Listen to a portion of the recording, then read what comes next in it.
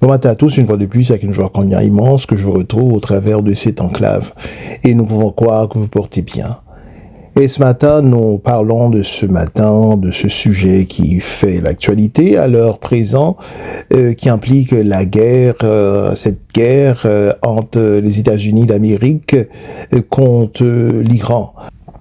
Il est arrivé que par moment, au travers de nos capsules, que nous nous étendons sur des situations de guerre.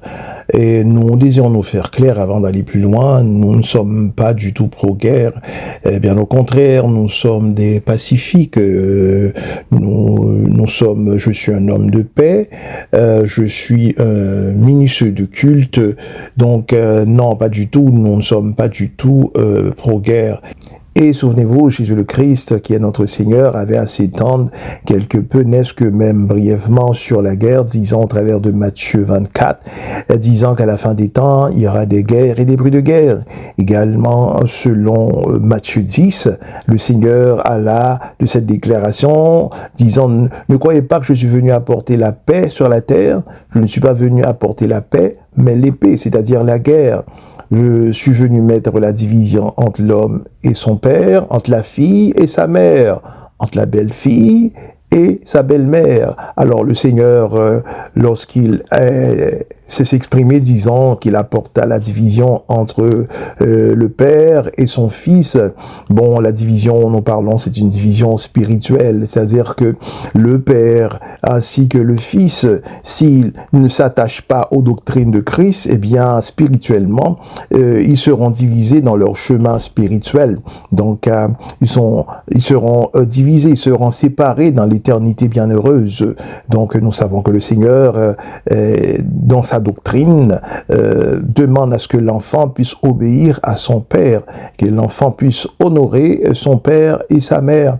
Donc, cette division en question, c'est une division spirituelle. C'est une division spirituelle. Donc, le Seigneur n'est pas venu apporter non pas la paix, mais l'épée, qui est la guerre. Donc, non, nous ne sommes pas du tout pro-guerre, nous sommes pour la paix. Mais c'est simplement pourquoi que nous avons à nous exprimer sur la chose, c'est parce que ce sont à cause des éléments prophétiques, les éléments prophétiques à venir, les éléments extraordinaires à venir au niveau de la prophétie.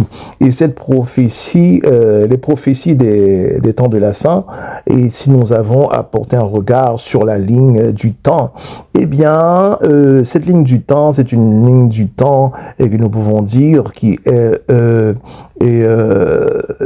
sanguinaire, Il y a des multiples guerres qui sont annoncées au travers de cette ligne de temps. Et nous pouvons dire d'une guerre à une autre semble être une réplique. Alors il y a de nombreuses guerres à venir. Si nous pouvons simplement en donner un nombre de ces guerres, il y a jusqu'à 4 à 5 guerres à venir, dont la 5e serait la guerre de Gog et Magog, selon Apocalypse 20. Alors, pourquoi nous parlons de guerre? C'est simplement que le Seigneur a dit que à la fin des temps, il y aura des guerres et des bruits de guerre. Et à la fin des temps, et la guerre, c'est un élément qui marquera l'enlèvement de l'Église. La guerre marquera l'enlèvement de l'Église. Lorsque les temps s'échauffent, il y a échauffé au niveau mondial, au niveau des guerres, et nous savons que l'enlèvement de l'Église est bien très très proche et attaché d'une manière quelconque à la guerre. Et c'est la raison pour laquelle que nous avons à intervenir lorsque le monde est en bouleverse, lorsqu'il y a une guerre qui s'élève, alors nous devons observer cela et comme des éléments clés, des points de repère par rapport à l'enlèvement de l'Église. Alors la question que nous formulons ce matin, elle est la suivante. Est-ce que cette guerre actuelle impliquant les États-Unis d'Amérique versus l'Iran, est-ce que la Bible, que dit la Bible par rapport à cette guerre? Que dit la Bible par rapport à cette guerre? Cette guerre qui implique les États-Unis et l'Iran, est-elle une guerre prophétique? Avant de ce faire, nous devons comprendre les motifs, nous devons comprendre la raison, ou bien encore les raisons qui amènent les États-Unis à un conflit avec l'Iran. Et avant toute chose, nous devons saisir que les États-Unis ainsi que l'Iran, nous ne dirons pas qu'ils étaient autrefois des bons camarades, mais nous pouvons dire plutôt au mieux que dans les années 60, ils avaient des bonnes relations. Donc il y avait des échanges économiques entre ces deux belligérants. Alors les choses ont basculé après les années 60. Il y a eu des moments d'accalmie, des moments où il y a eu une forme de paix qui sont installés entre ces deux. Mais après cela, il y a eu encore, après ces temps de paix, il y a eu encore des escalades. Et donc c'est une montagne russe, des moments de paix, des moments d'escalade. Et après cela, il y a eu quelques moments de paix, ainsi de suite. Et en ce moment, nous sommes dans une période de grande escalade entre les États-Unis ainsi que l'Iran. Mais avant toute chose, il faut saisir qu'il y avait la signature du TNP, et TNP si vous voulez, pour traité de non-prolifération nucléaire. Et ce traité, le TNP, à l'intérieur de ce traité, donc les signataires, ceux qui ont signé ce traité, qui sont tous les pays mondiaux qui ont été à sa signature, et à travers de cette signature, il est reconnu officiellement l'existence de 5 puissances nucléaires, parmi lesquelles nous trouvons en tête d'affiche, en première tête, les États-Unis, ensuite la Russie, après cela nous trouvons la Chine, après la Chine nous trouvons la France, et dernièrement nous trouvons le Royaume-Uni. Alors que ce traité comprenait il y avait une conscience que ces pays, ces 5 puissances détenaient des armes nucléaires. Et alors, à l'intérieur de ce traité, alors on avait cette prolifération, c'est-à-dire que il y avait cette forme d'interdiction de toute fabrique nouvelle d'armes nucléaires, de tout nantissement d'armes nucléaires. Et donc, c'était ça, le traité.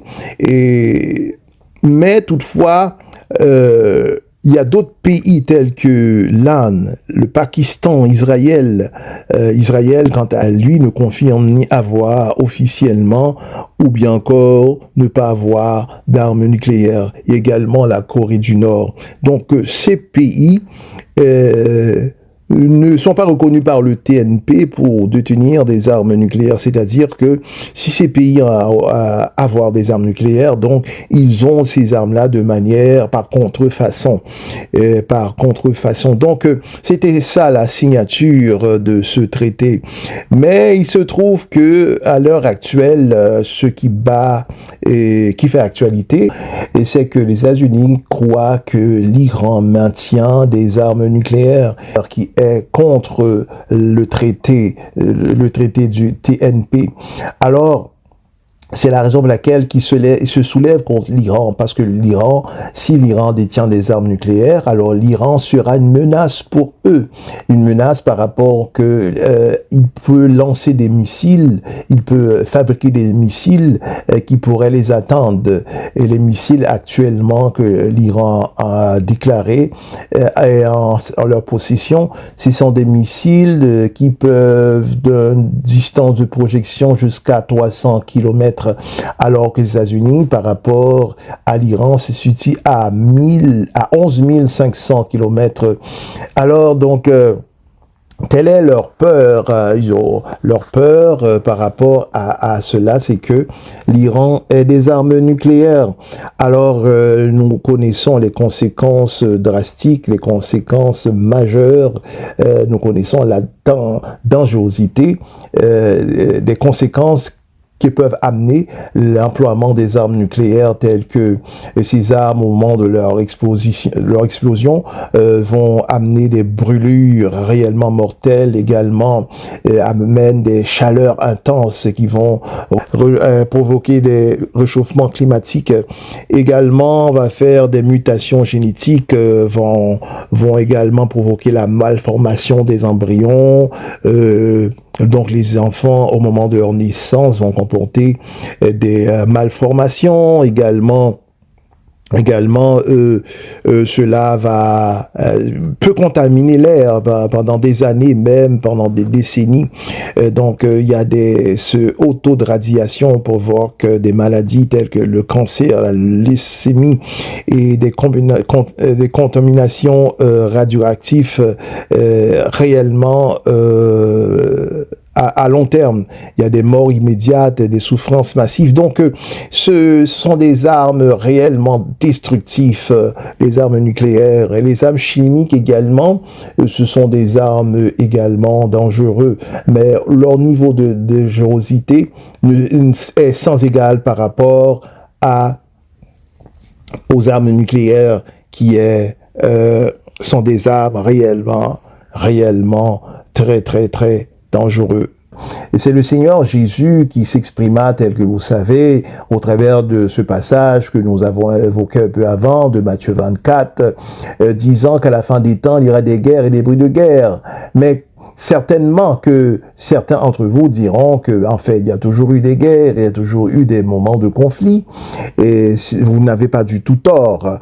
Mais simplement, c'est qu'a voulu dire le Seigneur a voulu exprimer que les temps de guerre vont s'intensifier. Donc, une guerre n'atteindra pas une autre. Une guerre n'attendra pas une autre. Une guerre n'attendra pas une autre guerre afin de tirer la sonnette d'alarme. Et si nous avons à suivre la ligne du temps des éléments à venir, eh bien, nous pouvons compter jusqu'à 4 guerres qui arriveront, dont la dernière est la guerre de Gog et de Magog, selon le chapitre de l'Apocalypse au chapitre 20. Donc, à l'heure présent, que se passe-t-il à l'heure présent? Alors cette guerre impliquant les États-Unis versus l'Iran, est-elle une guerre qui rentre dans l'analogie des prophéties bibliques? Alors, nous dirons que de manière feutrée ou bien encore indirectement, oui, cette guerre est une guerre prophétique indirectement. Pourquoi? Si cette guerre était une guerre simplement impliquant les États-Unis avec l'Iran, elle ne serait pas une fête prophétique, elle serait pas une guerre prophétique.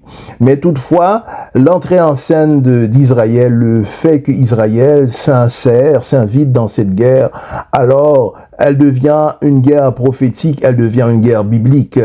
Nous savons toujours que cette guerre bat toujours son plein, la guerre qui implique Israël versus l'Iran, cette guerre est toujours actuelle. Donc maintenant, cette guerre, c'est un ménage à trois, si vous voulez, dans laquelle nous trouvons l'Iran contre Israël, également maintenant les Américains qui s'insèrent dans cela. Donc nous avons ce ménage à trois. Alors, qu'arrive-t-il? Cette guerre, nous disons que cette guerre, indirectement, elle est prophétique parce que la guerre trouvée selon Ézéchiel 38, donc Ézéchiel 38, si nous considérons ce passage, la parole de l'Éternel me fut adressée en ces mots. Homme, fils de l'homme, tourne ta face vers Gog, au pays de Magog, vers le prince de Roche, et de Méchec et de Tubal, et prophétise contre elle. Tu diras ainsi par le Seigneur l'Éternel, voici, j'en veux à toi, Gog, prince de Roche, et Méchec et de Tubal. Je t'entraînerai et te mettrai une boucle à tes mâchoires, je te ferai sortir, toi et toute ton armée, chevaux et cavaliers, toutes vêtues magnifiquement, troupes nombreuses portant le grand et le petit bouclier. tous maniant l'épée, et avec ceux de Perse, d'Éthiopie, de Pout, tous portant le bouclier et le casque, Gomer et tous ses troupes, la maison de Tomaga, à l'extrémité de ce triomphe, et toutes ces troupes, peuples nombreux, qui sont avec toi. Prépare-toi, tiens-toi prêt, toi et toute la multitude assemblée autour de toi, sois leur chef. Après bien des jours, tu seras leur tête dans la suite des années. Tu marcheras contre le pays dont les habitants échappés à l'épée auront été rassemblés d'entre plusieurs peuples sur les montagnes d'Israël, longtemps désertes, retirés au milieu des peuples. Ils seront tous en sécurité dans leur demeure. Tu monteras, tu t'avanceras comme une tempête. Tu seras comme une nuée qui va couvrir le pays. Toi et toutes les troupes et les nombreux peuples avec toi. Alors, ce que ce passage exprime, c'est que Israël, alors qu'Israël vivait un moment de paix, un moment de sécurité, il s'agit que maintenant que Gog au pays de Magog, vont assembler des troupes militaires afin de pouvoir attaquer Israël en souricière, parce que Israël sera encerclé de ces troupes militaires. Alors, c'est ainsi qu'ils vont défaire, en fait, tel est leur désir de défaire Israël, mais Israël ne sera pas défait parce que d'une manière divine, eh bien, le Seigneur va intervenir afin de pouvoir frapper Gog et Magog ainsi que ses troupes de manière divine. Mais si nous avons un peu à consulter cette ligne, la ligne prophétique, juste avant l'entrée en scène, l'arrivée de Christ, eh bien entendu, il y a l'enlèvement de l'Église. L'enlèvement de l'Église, il ne faut pas confondre l'enlèvement de l'Église versus le retour de Christ. Au moment de l'enlèvement de l'Église, il est que l'Église de Christ, nous, l'Église de Christ qui sommes restés. La Bible dit qu'ils sommes restés, nous serons enlevés sur les nuées à la rencontre de Christ, c'est-à-dire nous qui avons marché fidèlement avec le Seigneur, qui ont maintenu notre robe propre, ceux donc dont leur lampe ne s'est pas éteinte, ceux qui étaient toujours, qui étaient des sentinelles, qui se sont fait sentinelles, veillant à l'arrivée de l'époux, tous ceux-là qui ont marché dans l'intégrité, qui ont mis la parole au travers, au-dessus de leur tradition, au-dessus de leurs coutumes, afin de l'observer. Eh bien, tous ceux-là qui ont marché fidèlement avec le Seigneur, eh bien, nous serons enlevés dans les nuées, c'est-à-dire dans les nuages à la rencontre du Seigneur. Et nous savons que pourquoi le Seigneur viendra nous rencontrer sur les nuages, c'est simplement que nous savons qu'il y a un barrage démoniaque au deuxième ciel. Et à cause de ce barrage démoniaque, nous ne serons pas traverser cette frontière. C'est la raison pour laquelle que le Seigneur vient nous chercher sur les nuées afin de pouvoir nous amener dans la salle des noces, et aucune barrière démoniaque ne saurait nous retenir, aucune armée satanique démoniaque ne saurait nous retenir, aucune personne faisant des voyages astrales ne saurait nous retenir, quelle que soit la puissance, la grandeur de ce démon, ne saurait nous retenir par n'importe quel barrage quelconque, parce que le Seigneur viendra nous chercher sur les nuages avec son armée, avec le char de l'Éternel. Donc le Seigneur ainsi nous conduira jusqu'à la salle des noces. Donc après cela, il y a l'Antéchrist. L'Antéchrist qui fait son entrée en scène, qui va annoncer cette forme de paix, cette forme de sécurité qui sera une fausse paix pendant 3 ans et demi. Après cela, il y a cette guerre, la guerre à venir de Gog et de Magog, qui est à sa version première. Donc la première version de cette guerre, la guerre de Gog et de Magog, trouvée selon Ézéchiel 38. Et après cela, il y a cette guerre, la guerre trouvée selon Apocalypse 9, qui fera qu'un tiers de la population mondiale succombera, un tiers de la population mondiale tombera, mourra à cette guerre, pendant cette guerre. Et après cela, il y a la guerre d'Armageddon que nous avons énoncé un peu avant. Après cela, il y a le millénaire. Et après le millénaire, il y a encore cette guerre, la guerre de Gog et de Magog, qui sera sa seconde édition. Donc, édition 2 de la guerre de Gog et de Magog. Et cette guerre sera dirigée par Satan lui-même, qui va agir à thème d'influenceur, qui va influencer le territoire de la Russie et qui va assembler les nations de la terre afin de pouvoir attaquer. Et donc le Seigneur va détruire Satan et toutes ses acolytes par le souffle de sa bouche. Par le souffle de sa bouche, le Seigneur va détruire Satan et toutes ses acolytes, et cela est trouvé selon Apocalypse 20. Après cela, il y a maintenant l'entrée en scène de l'éternité bienheureuse, où ce que la nouvelle Jérusalem descendra du ciel et va s'apposer et dans laquelle que le Seigneur Jésus, le Christ, notre Seigneur, sera couronné roi des rois, Seigneur des seigneurs. Donc nous savons que le Seigneur, il faut que le Seigneur soit couronné.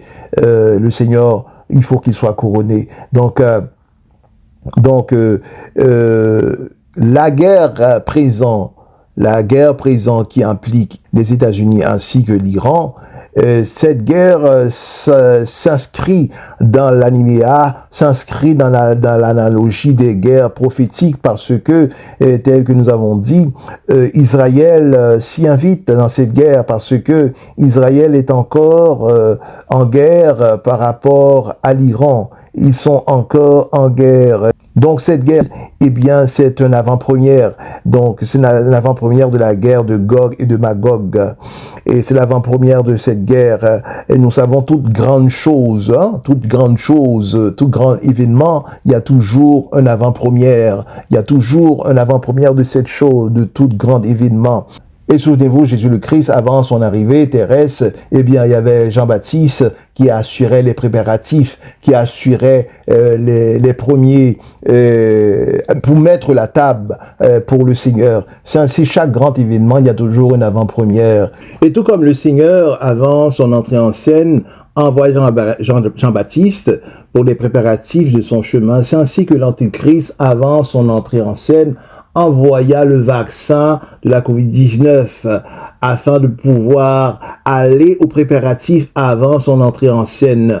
Il est que l'Antéchrist ordonna aux satanistes, ceux qui sont avec lui, d'amener ce virus dans ce monde afin de connaître statistiquement qui seront avec eux au moment de l'entrée en scène de la marque de la bête, lorsque la marque de la bête sera officielle. Alors, il voulut connaître statistiquement qui sera avec eux. Il envoya ce vaccin comme avant-première afin de préparer le terrain. Alors, nous savons que non seulement le vaccin, mais également le virus de la COVID-19, cela vient du diable. Pourquoi cela vient du diable? Parce que nous savons que toute maladie vient du péché.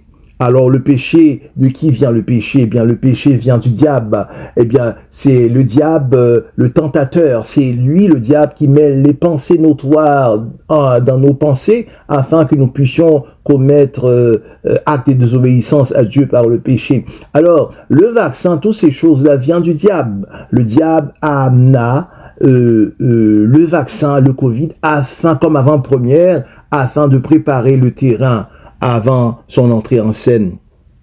Alors, cette guerre, la guerre présentement qui implique les États-Unis ainsi que l'Iran, eh bien cette guerre, c'est une avant-première de la guerre d'Ézéchiel, selon Ézéchiel 38, qui sera à son temps le plus culminant au moment de la grande tribulation. Donc c'est un commencement de cette guerre. C'est un étincelle de cette guerre à venir.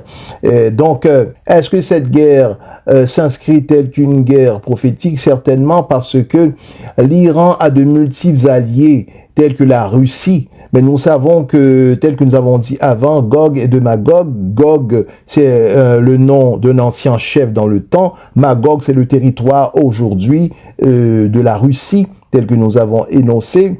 Alors, donc, l'Iran a pour allié dans cette coalition militaire la Russie. La Russie, non seulement qu'il est la Russie, mais il y a également la Chine. Il y a la Chine, il y a ainsi la Corée du Nord. Donc nous voyons cette coalition militaire qui se dessine. Donc, c'est cette coalition militaire qui découle, qui s'attache à l'Iran, qu'ils vont attaquer Israël au moment de la guerre de Gog et de Magog, au niveau du moment de la grande tribulation, qui sera à son apogée au moment de cette coalition qui va se faire pour attaquer Israël, lorsqu'Israël bénéficiera d'un temps de paix, un temps d'accalmie, parce que nous savons que après l'enlèvement de l'Église, l'entrée en scène de l'Antéchrist, eh bien, l'Antéchrist va octroyer à Israël, non seulement à Israël, au monde entier, une paix, mais qui sera une fausse paix. Donc, cette fausse paix, alors que le passage que nous venons considérer, nous dit qu'au moment qu'Israël vivra en paix, en sécurité, dans sa demeure, alors Gog et le Magog rassemblera des troupes afin de l'attaquer. Donc, cette paix en question, cette sécurité, eh bien, c'est cette sécurité que va octroyer l'Antéchrist au monde entier. Donc, cette guerre, certainement, c'est une guerre prophétique et nous sommes au commencement de la guerre de Gog et de Magog. Donc, qui signifie que l'Église peut être ravie, l'Église peut être enlevée à n'importe quel instant. Mes chers amis, il est revenu ce qui nous serons ensemble la semaine prochaine du voulant. D'ici là, veuillez partager la capsule, veuillez nous accorder un like, veuillez également appuyer sur la cloche de notification afin de pouvoir consulter la prochaine capsule. D'ici là, que Dieu puisse bien vous garder. C'est Pasteur Jade qui vous dit à la prochaine.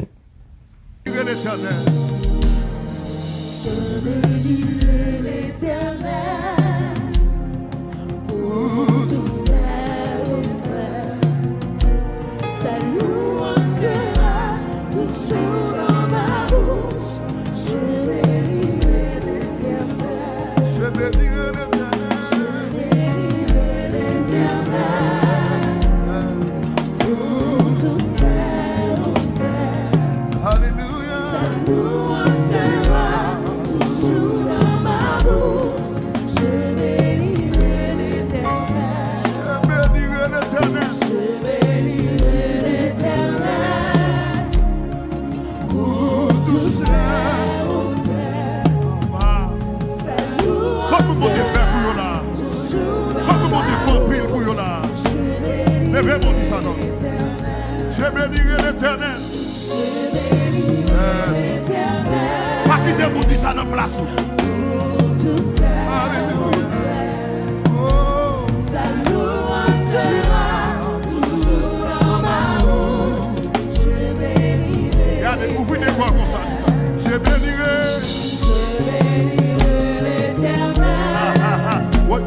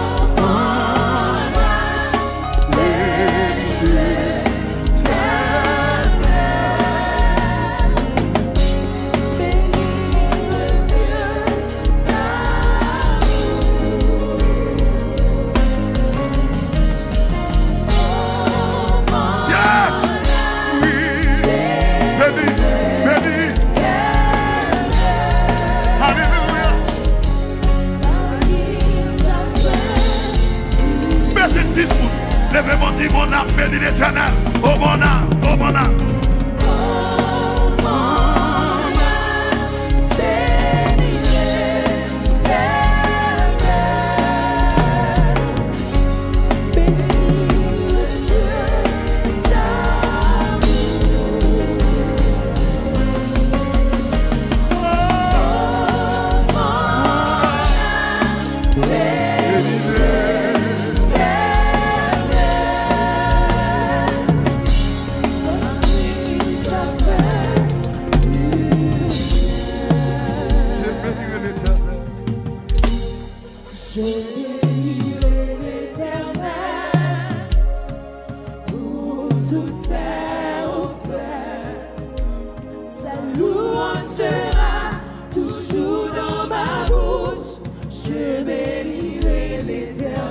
Dis ça pour tout le monde, pour tout le monde, pour dire ça, oui. Dis ça pour tout le monde. Merci, Seigneur. Alléluia. Dis ça pour tout le monde. Est-ce que vous avez un encore qui dit je bénirai l'Éternel? Pour tout ça, au frère.